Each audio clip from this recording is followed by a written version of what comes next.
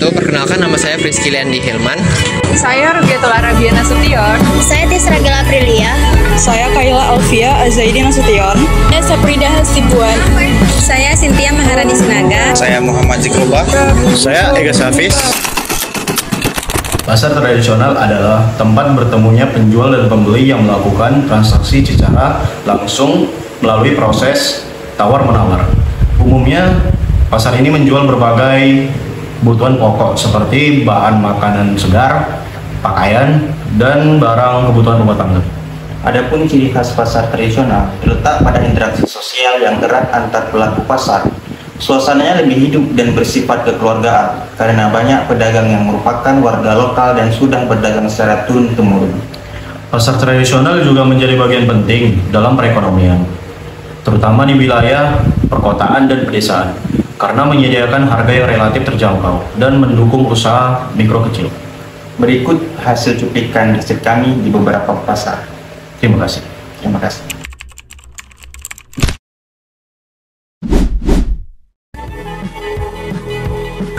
Assalamualaikum warahmatullahi wabarakatuh. Selamat siang pemirsa dimanapun Anda berada. Kita sedang berada di Pajus, Pajak Usu. Kami sedang melakukan mini riset pasar. Ya, seperti yang pemirsa lihat, kita sedang melakukan riset pasar. Salah satunya ialah toko perhiasan. Tujuan kami melakukan riset ini ialah untuk melakukan penelitian terkait mekanisme pasar yang ada di Pajus ini. Oke, lihat apa saja nanti yang akan kita sampaikan. Langsung saja. Assalamualaikum warahmatullahi wabarakatuh. Perkenalkan, nama saya Cynthia Maharani Sinaga dan rekan saya Saprida Hasibuan. Kami di sini akan mewawancarai tukang aksesoris. Mari ikuti kami. Assalamualaikum warahmatullahi wabarakatuh. Saya di sini Cynthia Maharanika dari Winsu dan rekan saya Saprida Hasibuan. Boleh tahu nama Kak siapa? Anggi Sabila. Oke, kami di sini mau bertanya Kak, bagaimana sih cara Kakak mengelola toko dalam berdagang ini? Pertama, mengelola keuangan, kedua mengelola stok, dan yang ketiga melayani pelanggan dengan baik. Terus Kak, apa aja sasaran utama Kakak dalam berdagang aksesoris ini? Sasaran utamanya yang pasti konsumen yang seperti Kakak, anak muda, anak kuliah, anak sekolah, dan target pasarnya untuk meningkatkan seperti barang-barang terbaru. Ya Kak, itu aja ya Kak. Terima kasih ya Kak. Sama-sama. Warahmatullahi wabarakatuh. Saya Friski Leandi Hilman. Saya Rubiatul Arabia Nasution. Jadi sekarang kami sedang berada di Pajak Usu, ingin melakukan riset pasar di salah satu toko. Selamat siang Kakak. Siang. Perkenalkan, kami dari mahasiswa Winsu dari jurusan Ekonomi Islam. Ini perkenalkan, nama saya Rubiatul Arabia Nasution, Kak. Saya Friski Leandi Hilman. Nama Kakak? Aina. Jadi di sini kami ingin bertanya seputar mini riset pasar, Kak. Izin bertanya ya Kak. Menurut Kakak, apa aja sih tantangan dalam berjualan pakaian selama ini? Biasanya sih kebutuhan pelanggan yang berbeda-beda gitu. Kadang nanti mereka nyari yang nggak ada di sini, mintanya secara yang online. Sementara online kan nggak ada di sini penjualan. Kita penjualan secara offline. Kedua itu persaingan pasar dan harga.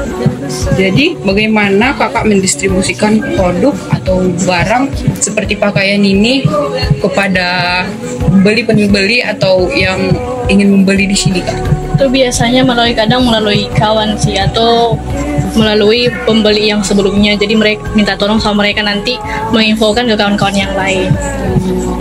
Menurut Kakak apa saja saluran untuk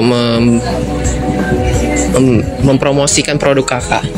Itu serunya secara offline sih, hanya kayak ya udah secara langsung itu manggil-manggil pembeli. Oh, berarti menawarkan ya, Kak? Iya, menawarkan. Oh. Baik Kak. Terima kasih ya Kak atas pertanyaannya. Assalamualaikum warahmatullahi wabarakatuh. Perkenalkan, nama saya Muhammad Zikrullah. Saya Ega Safis. Kita sekarang sedang berada di salah satu pasar di Medan, yaitu dekat arah Jalan Setiabudi. Dan sekarang kita akan meriset salah satu pedagang yang ada di pasar ini, yaitu pedagang ayam. Ayo. Selamat siang, Pak. Maaf mengganggu waktunya. Kami dari mahasiswa Winsu semester 2 ingin melakukan riset. Sebelumnya boleh perkenalan Bapak dan namanya siapa dan dari mana? Nama saya Ahmad Zulkifli. Asalnya dari mana, Pak? Asalnya di kampung di Bestagi. Jadi kami ingin melakukan riset. Pertanyaannya itu, ayam-ayam yang Bapak jualkan ini pasokannya dari mana datangnya? Yang hari ini dari Stabat. Ada daerah-daerah lain yang ayam? Banyak macamnya, dari Perbaukan, semua. Lalu omset Bapak per hari itu bisa sampai berapa, Pak? 3 juta. Per hari ya. Lalu untuk apa? Kalau pembelinya biasa berapa pelanggan yang selalu mampir? Kalau pelanggan banyak sih, tidak mengambil keranjang. Kayak hari ini 8 keranjang 10 gitu. 10 keranjang itu 200 kilo. 200 kilo.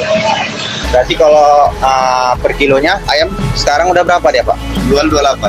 28. Ya. Mungkin itu saja, Pak, pertanyaan kami. Maaf mengganggu waktunya, Pak. Terima kasih, Pak. Terima kasih, Pak. Assalamualaikum warahmatullahi wabarakatuh. Saya Tisragil Aprilia dan rekan saya Kaila Alfia Azaidin Nasution. Kami dari Universitas Islam Negeri Sumatera Utara ingin mewawancarai pedagang yang ada di Pajak USU.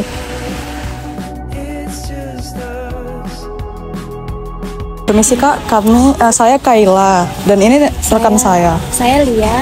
Kami dari Winsu Kak, mau wawancara Kakak sebentar. Apakah boleh Kak? Boleh. Saya mau nanya Kak, menurut Kakak apa yang membuat pelanggan kembali belanja ke tempat Kakak? Kalau menurut saya ya, sejauh ini kalau pelanggan itu udah supaya kembali lagi, yang pertama itu tentang kita bagaimana interaksi ke dia, cara kita jualan ke dia, terus kita kasih harga, terus kita bahas juga kualitasnya, terus kan kita kasih harga diskonan, misal dari harga berapa kita kasih diskon, jadi supaya pelanggan itu datang lagi ke kita itu untuk belanja. Oke, baik Kak. Coba gantian saya yang bertanya ya Kak. Menurut Kakak, pembeli sekarang itu lebih pilih harga murah atau kualitas yang bagus ya? Kalau dari sekarang ya, lihat ekonomi yang lagi turun, untuk belanja sekarang itu orang lebih memilih itu harga daripada kualitas. Karena bagi orang yang penting ada daripada kualitasnya. Kadang kan kalau orang memilih kualitas, mungkin orang nggak cari di pajak, carinya di mall. Kayak gitu kan. Emang kualitas di pajak itu juga sebagian bagus, tapi kan kalau dengan harga yang kita kasih misalkan fantastis, harga yang misal 200, 300 dan sebagainya, mereka bakal berpikir kan gitu kan, kenapa mahal gitu. Karena kita bicara dengan kualitas, tapi mereka nggak ngerti dengan kualitas, mereka malah minta diskonan lagi, makanya dikasih keluarga harga yang lebih baik. Oke. Terus ini ada Pertanyaan selanjutnya Kak, saya mau nanya bagaimana pengaruh kenaikan harga bahan pokok terhadap usaha Kakak? Kalau naik ke bahan pokok itu lebih gimana ya, karena kan itu lebih taunya kan bosnya ya. Kalau untuk kami para pedagang itu sebenarnya sulit, karena kan sekarang juga orang datang minta harganya lebih murah daripada harga modalnya. Oke. Baik, makasih banyak ya Kak. Adapun kesimpulan riset beberapa pasar tadi. 1. Permintaan pasar.